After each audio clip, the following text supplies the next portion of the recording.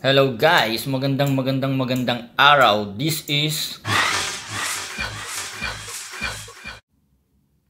Hey guys, ang ipapakita ko sa inyo ay isang example ng electromagnetic component. Now, bakit natin ito tinawag na electromagnetic component? Dahil magpuproduce tayo ng magnetic field using a current that flows into the wire. And then, pag ang current ay nagpo-flow sa wire, meron tayong napoproduce ng mga magnetic field around it.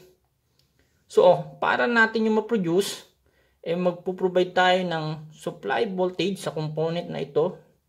And then, that supply voltage ay magkokos para magkaroon tayo ng current o flow of electrons. And then, the magnetic field around that conductor. Nakikita nyo yung mga windings na yan, maliliit at maninipis na wire. Diyan dumadaan yung current. And i-explain ko sa inyo how it works. So guys, samahan nyo ako dun sa aking notes para i-explain ko sa inyo. Okay guys, let's talk about the theory behind the electromagnetic component na sinasabi ko sa inyo kanina. Suppose I have here a current carrying conductor. Okay? And for example, we assume na ang direction ng current ay in this direction. And the arrow pointing towards in here. So that ang ating current carrying conductor with this direction of current will produce a magnetic field in this manner. Okay? And for us, para matandaan yan, that I have this current carrying conductor with the direction of current moving towards here, and the magnetic field is curling around o nabubuo, no? Paikot-ikot dito sa ating wire na ito, gagamitin natin ang tinatawag na right hand rule. Okay? Para matandaan natin yan. So guys, paano ba makakatulong yung right hand rule na yan para matandaan natin yung concept na yan? Okay? So, imagine niyo ito yung ating conductor. Yan. Okay? Itong pen na to. And then yung direction ng aking thumb, okay, using my right hand, ayun yung magsaserve as direction ng current.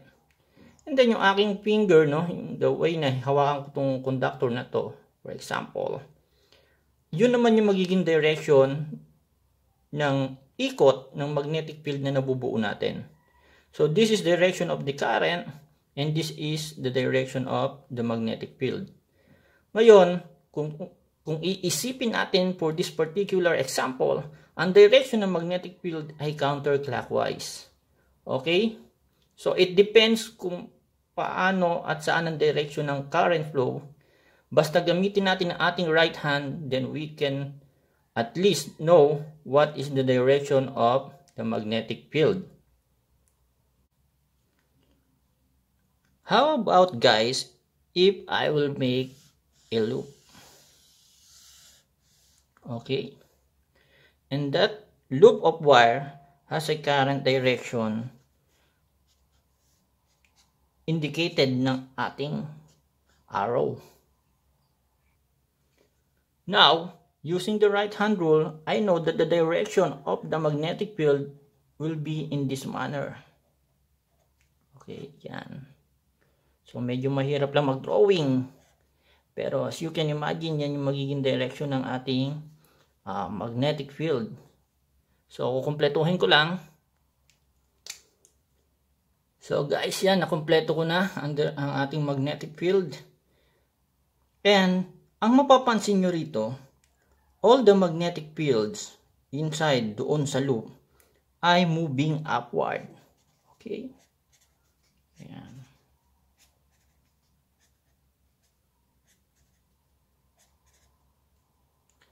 And then, yung mga nasa labas ay moving outward.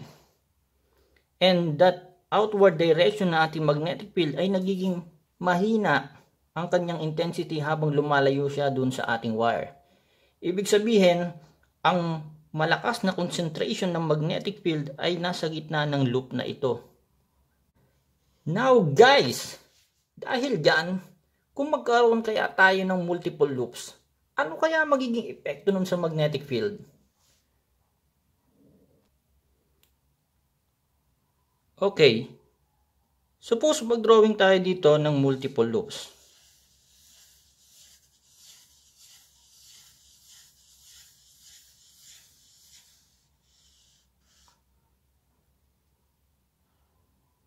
And still, ang direction ng ating kuryente ay the same pa rin kanina. Okay. So, bigay lang tayo ng konti dito para hindi masyadong maging messy ang ating drawing. So that, alam ko pa rin kung ano ang direction ng ating magnetic field.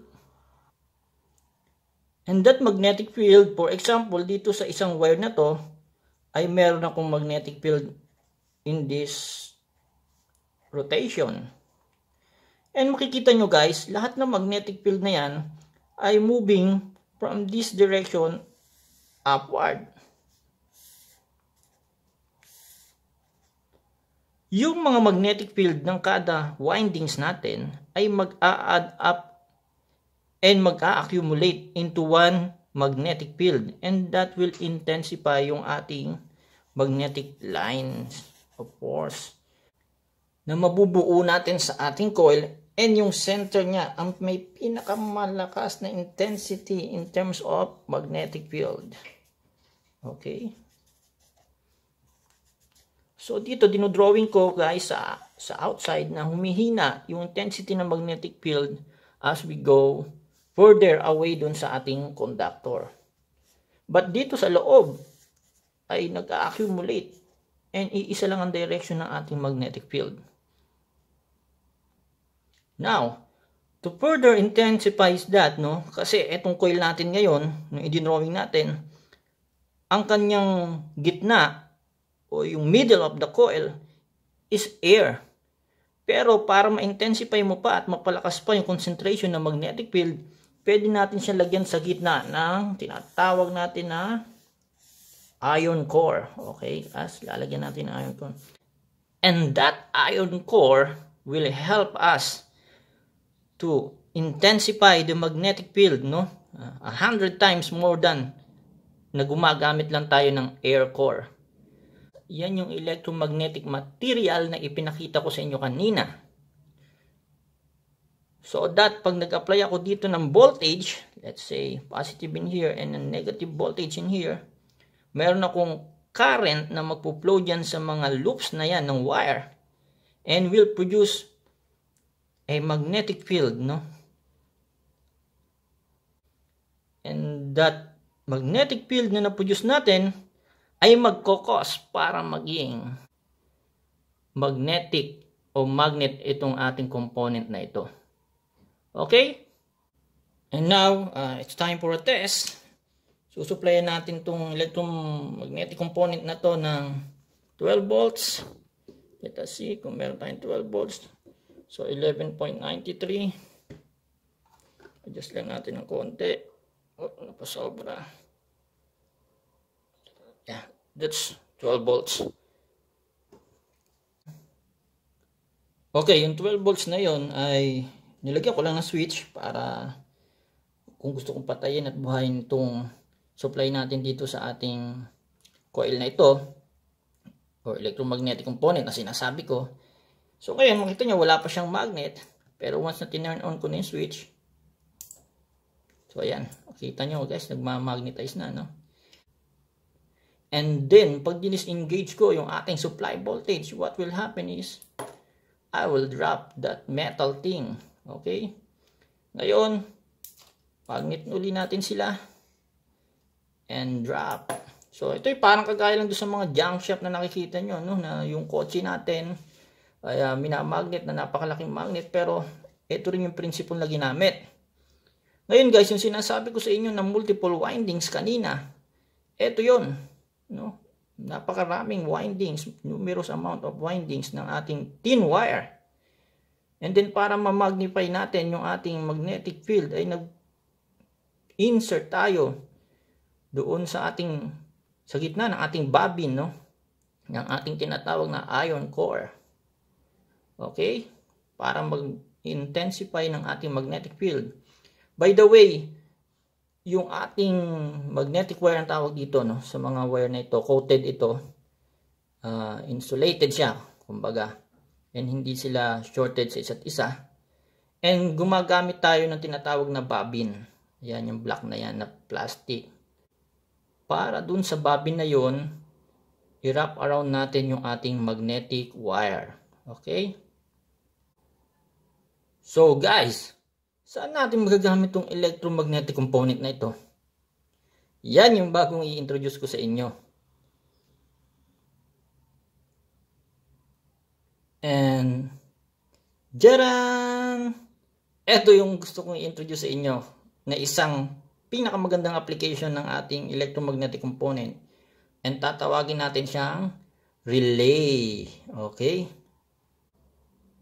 So tatawagin ko itong electromagnetic mechanical component. Why?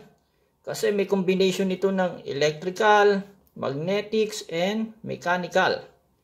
So ito yung ginagamit natin, no? Para magkaroon ako ng mga automation, napakaraming gamit nito, lalo-lalo na sa semiconductor. But pumili ako ng malaking relay para makita natin kung paano ito nagwo-work. So makita nyo, it's the same na coil na ginamit ko, no, para do sa demonstration kanina. And sumira pa ako ng isang relay. Pero by the way, sira na kasi yung side ng contact, side niya, kaya pwede na natin siyang gamitin as example. But this one is a working relay. And kung makikita nyo, guys, ito yung ating coil na nagiging magnet, and pag na-magnet niya itong metal na ito, so meron tayong lever, no, dito, and mechanical mechanism or mechanical design na magtutulak dun sa plastic na yan. And from this point, no, na nandito yung contact niya, pag yan ay na-magnet, okay, napupunta siya dun sa kabilang contact point. Okay. So, in that case, pwede ako mag-produce, no, ng input voltage dito, and ma-switch ko yung position ng aking contact from this point doon sa side na yon with an electromagnetic component. So, ang ganda, di ba guys? And guys, malamang naglalaro na ngayon sa isip nyo, no? And nagtatanong kayo, so paano yan kinokontrol? Okay, may tinatawag tayong relay driver circuit na bubuuin natin at ituturo ko din sa inyo. So kung gusto nyo matutunan, stay tuned lang kayo. Okay guys, bago yung ating mga driver, tingnan muna natin kung paano ito nagwo-work. So inputan natin siya, and makikita nyo, meron tayong electrical input na nagpo-produce ng magnet, and then meron tayong mechanical action na nangyayari. Okay.